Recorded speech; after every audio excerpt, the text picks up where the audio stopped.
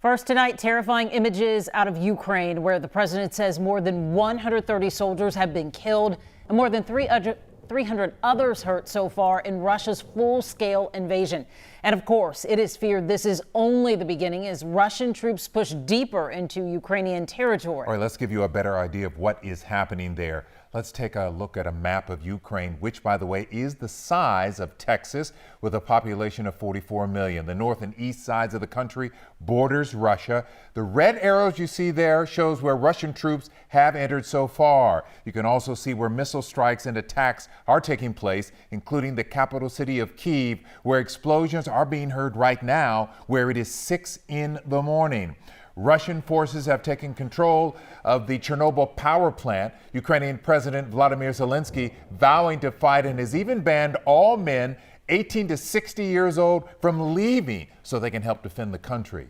President Biden has announced economic sanctions against Russia, but I asked Congresswoman Sheila Jackson Lee, who is in Ukraine right now, what line Russia has to cross before the U.S. responds with military force.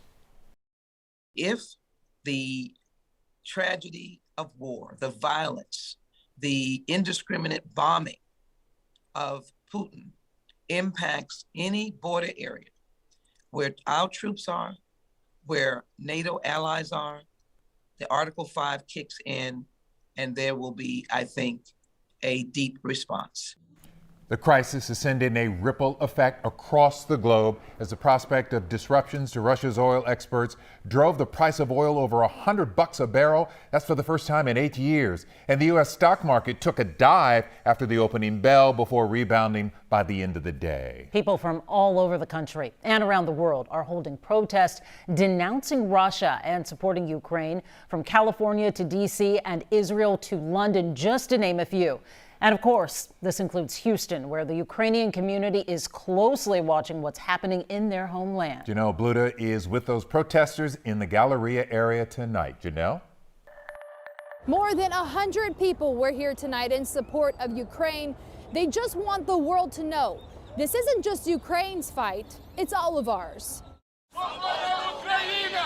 Even in the misty cold, their commitment to stand with Ukraine held firm. We need to act together and in a coordinated manner. Houston's Consul General of Ukraine spoke at today's protest, updating the crowd on what's happening back home. The last time we saw such actions was the Second World War. Singing Ukraine's national anthem, most of the people here have family and friends back home. Ukraine is about the size of Texas. Ukrainian people love freedom. They love democracy. And while Houston is half a world away, we will be fighting here to get more support, more assistance to fight back at home. They know why it's so important to stand and fight.